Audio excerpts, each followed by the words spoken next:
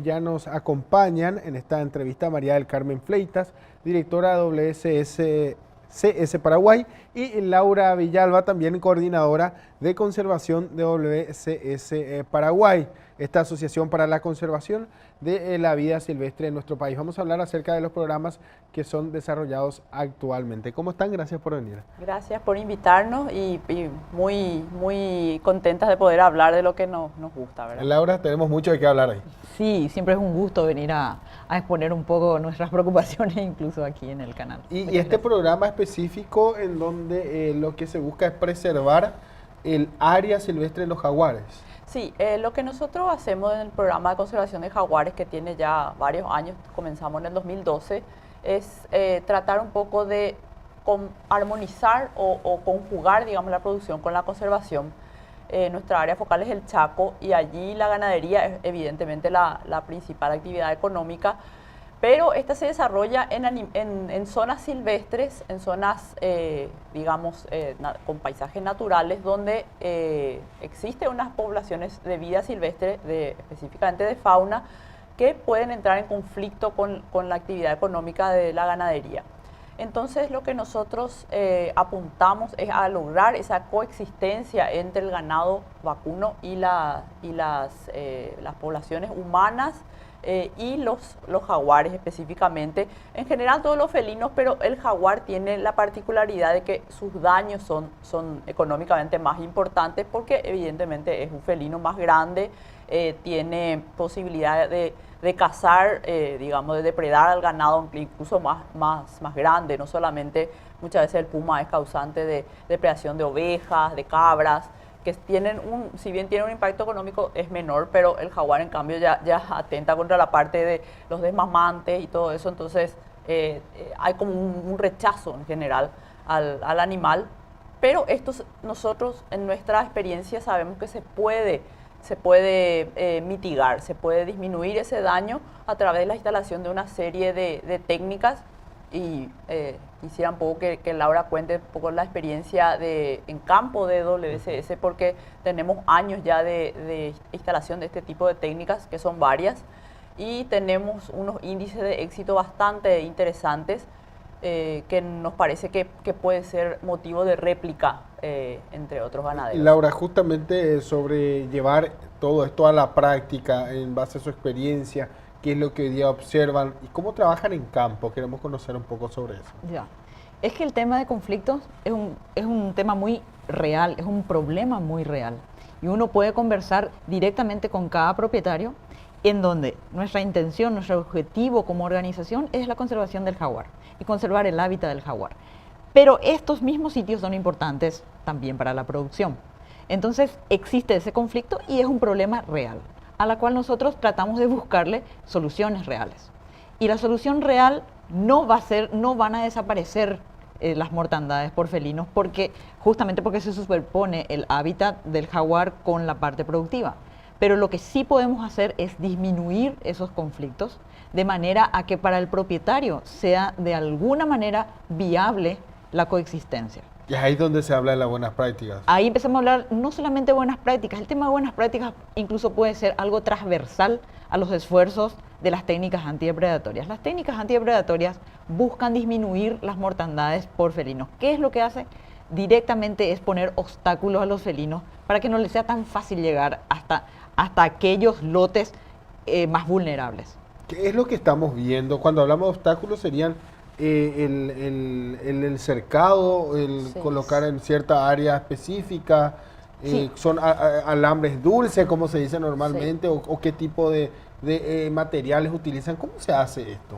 Tenemos varios sistemas, como Laura decía, lo que nosotros tratamos de hacer es dificultarle al animal la llegada hasta el ganado. Entonces hay varios tipos de técnicas. Están las técnicas que se pueden usar principalmente a la noche, que son por ejemplo el tema de las luces LED. Se instalan sistemas de luces LED que funcionan incluso prácticamente en forma autónoma porque tienen un panel solar y tienen una fotocélula que hace que se conecten directamente cuando va oscureciendo, porque también tenemos análisis de que a la noche es donde se producen muchos de los ataques. Entonces eso se coloca principalmente cuando hay una cierta zona donde está el periodo, el potrero, por ejemplo, de parición, donde están las madres con las crías pequeñas. Se coloca eso en torno al hato, y eso funciona como una luz intermitente que da la impresión de que es una persona la que está ahí alumbrando con una linterna. Entonces el animal como que duda, entonces si es que los animales están solos o no, si el ganado está solo o no, y tiende a evitar eso. Tenemos también la parte de las... esta técnica, por ejemplo, es adaptada de África. Esto se hacía ya en África para proteger los rebaños de cabras de los leones. Y comenzó de la manera más sencilla, se probó con felinos aquí en América Latina y funciona perfectamente. Entonces se está replicando a muy gran escala en todo lo que es las regiones donde hay felinos en América Latina. Otra de las técnicas es la parte de cercas eléctricas, que lo que intenta es también para proteger al ganado de los felinos, pero ya en áreas más extensas, donde se cambian algunos de los hilos, los hilos de abajo, que son por donde entraría el felino, se cambian colocándoles corriente eléctrica, que también se usa el tema de los paneles solares, porque también el tema de la electrificación siempre funciona así en zonas aisladas como en el campo. Y se impide de esa manera que los felinos puedan ingresar a los potreros donde están los animales. Esta corriente eléctrica, ¿qué es lo que hace? ¿Emite como un choque, una descarga de energía? No le mata, claro, pero le patea, como se dice. Okay. Entonces, eso le produce un efecto también digamos, quitarle la posibilidad al animal de entrar, porque le toma miedo, ¿verdad?, a eso. Entonces, ese sería otro de los sistemas que tenemos. Tenemos también el tema de los cencerros, que también lo hemos probado bastante, y eso funciona directamente colgando del cuello del animal una campana, en este caso puede ser de cobre, tenemos también de aluminio, ya probamos varios materiales. Las de aluminio tienden a ser un poco más livianas para los animales, no produce ningún tipo de cambio en el comportamiento, porque teníamos miedo de que, por ejemplo, se dejen de alimentar por tener una campana en el cuello. Que moleste, que genere esa molestia. No tuvimos ese tipo de reacciones. ¿De qué depende, Laura? Para entender, ¿de qué depende que coloque el sistema de luces, de corriente de energía, de las campanitas, como conocemos? ¿De qué depende eso? El trabajo nuestro consiste justamente en testear estas técnicas. Nosotros sabemos que los productores generalmente no tienen el tiempo como para perder, ni mucho menos inversiones. Entonces lo que hace WSS es ir testeando estas técnicas y decir en qué condiciones funcionan mejor y en qué no. Cuáles son las ventajas y cuáles son las desventajas. Generalmente iniciamos viendo, por ejemplo, la realidad de cada propiedad y decir, por ejemplo, en qué épocas del año tiene una mortandad mucho más alta y ver específicamente en esas épocas, que generalmente coincide con la época de parición o desmamante, y ahí colocamos las técnicas. Y depende también de cómo es esa propiedad. Generalmente, cuando tiene un área de reserva muy grande que está junto a los potreros, es como dice María del Carmen, ahí sí o sí va a tener que ser el tema de cerco eléctrico. Porque cerco eléctrico uno puede usar hasta 5.000 metros sin problema y puede entonces aislar esa área de boscosa de los potreros y ponerle un obstáculo más. Se ha puesto en duda el tema del uso de cerco eléctrico, porque mucha gente dice, no, pero no le va a parar a un animal que es bastante grande. Sin embargo, hay estancias en el Chaco que manejan 1.500 búfalos con una hilera de ese cerco eléctrico. Es decir, lo que pasa es que le hace una descarga y ese animal tiene memoria, ya no vuelve, ya no intenta por ahí. Entonces, eso es lo que se busca y buscamos poner ese obstáculo. Dependiendo de las propiedades, entonces hay muchos sitios donde las propiedades son más pequeñas, por ejemplo, y los lotes, en un lote de 200 cabezas, de 200 madres con cría, podemos poner hasta 30 cencerros a las madres, y este produce suficiente ruido cuando se asustan, y eso hace que el animal, que el felino desista de sus intenciones. Hemos probado, por ejemplo, números de cencerros. Probar 10 cencerros en 200 cabezas, probar en un grupo de 200, hemos probado 15, 30. Nos hemos dado cuenta que a mayor número de cencerros, mejor el resultado. Pero también hemos visto si realmente esto les produce estrés, si es que dejan de engordar los kilos que tienen. Un efecto colateral, se diría. Sí, ¿no? Hemos probado todo eso, como para lo que buscamos es darle a cada productor la alternativa, pero la alternativa con toda la información.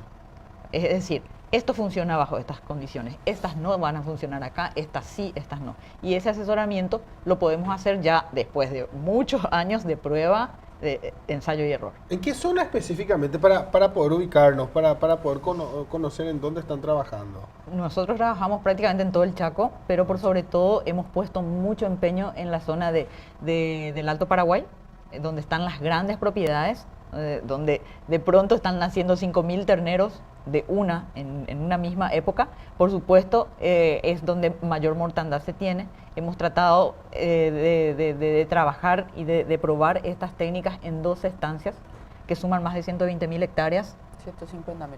150.000 hectáreas. Entonces, la intención nuestra es que esto pueda ser replicable después en las demás. Y es en esta zona en donde se registra la mayor cantidad de presencia de jaguares. Sí, es porque la presencia de jaguares está muy estrechamente correlacionada con la cobertura boscosa. El jaguar es un animal que busca la cobertura boscosa como hábitat, incluso trepan a los árboles, duermen en los árboles muchas veces, entonces ellos necesitan un área boscosa para poder existir. Y sobre todo, cuanto más se acerca la explotación ganadera al bosque, es cuando se produce mayor nivel de depredación. Por eso que siempre hay que tratar una de nuestras técnicas también es el manejo espacial, que es más bien un sistema de planificación donde se trata de dejar el mayor espacio posible entre las franjas boscosas y la presencia del ganado. Se mantienen estos corredores porque, como bien decías, una vez que avanzan hacia sus espacios físicos en donde estaban acostumbrados justamente estos animales, también se los exponen más, o sea, están más expuestos. Se maneja una franja en donde, o estos corredores, como lo dicen, de área boscosa, en donde se puedan manejar estos animales.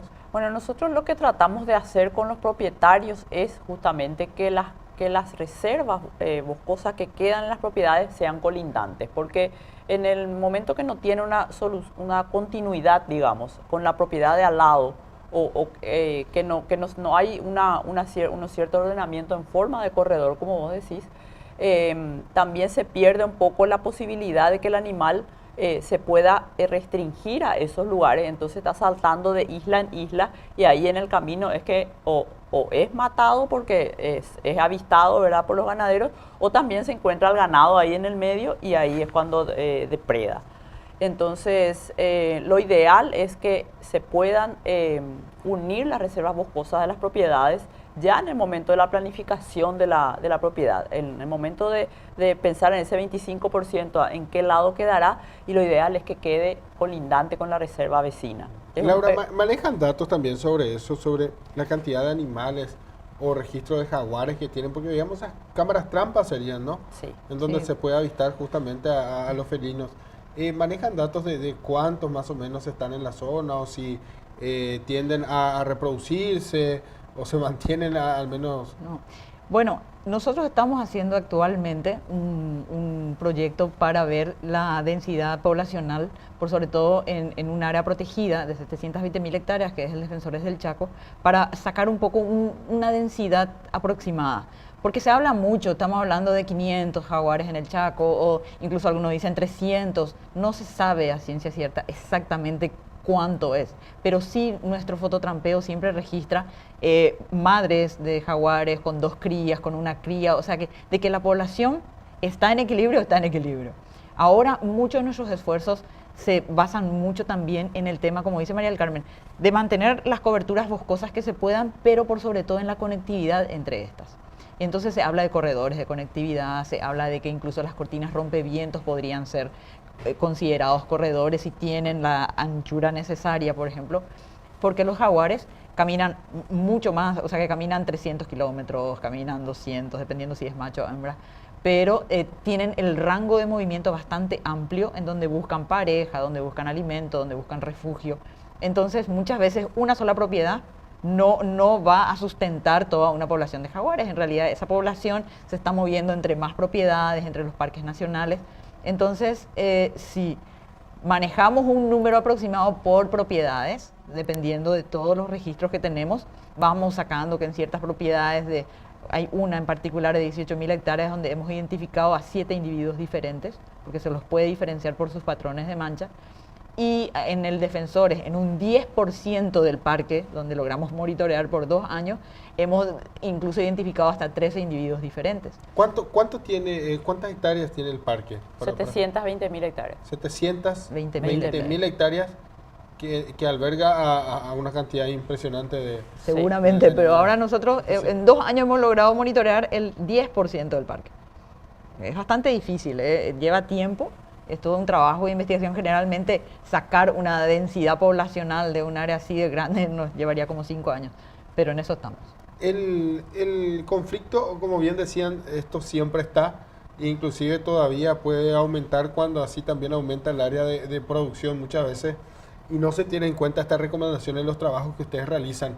Pero esto no solamente es aquí en Paraguay, esto es en la región, y me gustaría que hable también sobre este material que tenemos justamente para presentar a los Justamente lo que le queríamos comentarles es que este tipo de experiencias... Voy a mostrar aquí mientras explicas. Bueno, esta es una compilación de trabajos sobre conflictos entre felinos y humanos en América Latina. Nosotros participamos, el participante por Paraguay es WCS a través de una publicación, un capítulo que escribimos nosotros sobre la experiencia en el Chaco que tuvimos con esta prevención de conflictos. Me gustaría también que se vea un poco la diversidad, la diversidad, 77 instituciones, 110 autores, 18 países han intervenido en esta publicación que tiene casi 500 páginas, donde se describe todo tipo de técnicas antidepredación que se han aplicado históricamente, ¿verdad?, por décadas. Como bien dijimos, es un tema de ensayo y prueba todo el tiempo, buscando cuál es el método más efectivo. Pero también pudimos publicar ya en este libro nuestra experiencia nacional, digamos, con el tema de técnicas antidepredatorias en el Chaco, gracias también a la colaboración, y eso tenemos que destacar, la apertura que tienen los ganaderos para que se pueda usar su campo como un campo experimental, digamos, para este tipo de técnicas. Intercambiar esta información es fundamental para poder avanzar hacia el mismo objetivo, ¿no? Exacto. 18 países los que intervinieron. 18 países, tenemos 77 instituciones, entre ellas la nuestra, que pudo insertar un capítulo también para contar su experiencia.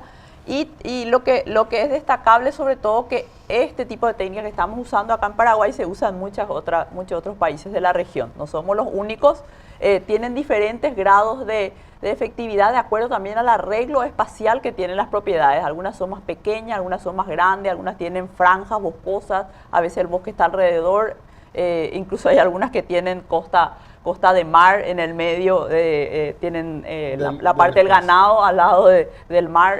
¿Dónde se puede encontrar, o dónde uno puede encontrar este material? Esto está en la página del instituto. El editor fue el Instituto de Investigaciones von Humboldt de Colombia, y ellos hicieron la edición, hicieron la compilación, y en su sitio web está el material en formato PDF. Se puede bajar. El mismo material que tenemos en este formato físico, así el libro, está también en la web. Completito, las 500 páginas. Se puede descargar gratuitamente sin ningún problema. Es decir, que los productores que están observando esta entrevista y quieran conocer acerca de la experiencia en el cual WSS también aportó, van a encontrar en la web esto. Solamente eso para como una prueba de que las técnicas antidepredatorias son una solución para mitigar el conflicto entre felinos y humanos, no solamente en nuestro país.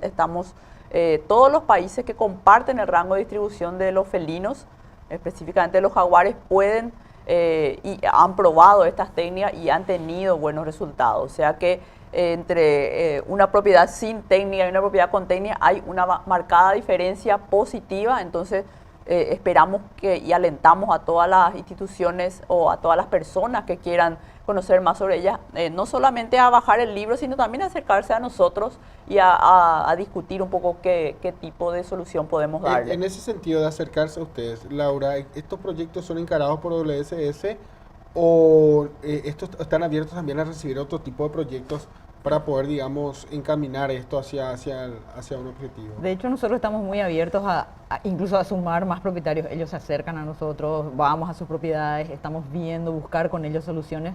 Al final, el objetivo principal de WSS es la conservación del jaguar. Entonces, cuanto más podamos nosotros apoyar, asesorar, acompañar, hasta donde los fondos nos den, lo vamos a hacer.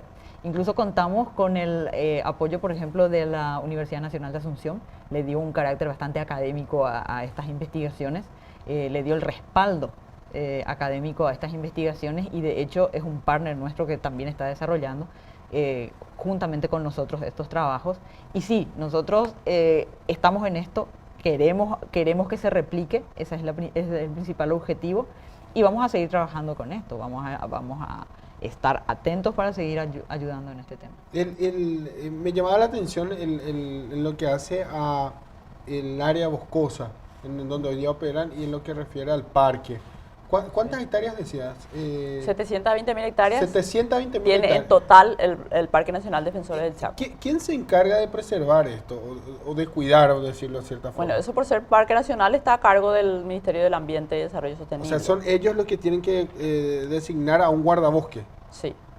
Y son... Hay todo un programa Hay de un programa. áreas silvestres protegidas Sí. que maneja la cantidad de guardaparques que tiene que haber en cada parque nacional, en todos nuestros ¿Cuánto parques tenemos hoy nacionales. día para...? Como- Estamos en 2, me parece. 3. ¿Dos? Para el parque. No, de los parques nacionales. Sí, de los No. parques, digamos, las personas que se encargan de... Uf. Bueno, ese es un gran déficit que tiene y ese es otro tema que podríamos hablar muchísimo, el tema del Parque Nacional Defensores del Chaco, uno de los parques más grandes del país, que representa una biodiversidad muy característica de todo el Chaco, pero en este momento tiene un máximo de 2 o 3 guardaparques. 3 guardaparques para 720.000 hectáreas. 3 Casi guardaparques imposible. para 720.000 hectáreas. Sí. Ahí hay un problema de priorización ya a nivel de gobierno nacional, porque es lo que pueden hacer con su presupuesto. El tema es que de Secretaría del Ambiente pasó a Ministerio del Ambiente con una categorización evidentemente superior, pero no le acompañó un aumento de presupuesto. Entonces, nosotros también entendemos por ese lado que hay una limitación presupuestaria muy seria, porque se debe priorizar a nivel de gobierno el tema de la Y como decía conservación. Laura, es prácticamente todo un programa donde tendríamos que hablar de esto de vuelta. Así mismo. Agradezco su presencia, muchísimas gracias por darnos más detalles acerca de este programa que están desarrollando, que van acompañando, y también ya hacemos extensiva la invitación a los televidentes a que conozcan un poco más también, a que puedan dar seguimiento a la página, pueden ingresar a WSS Paraguay. Paraguay.wcs.org. Ok, y allí van a tener los detalles acerca del programa. Gracias, Laura, Sí. por venir. Muchas gracias a vos.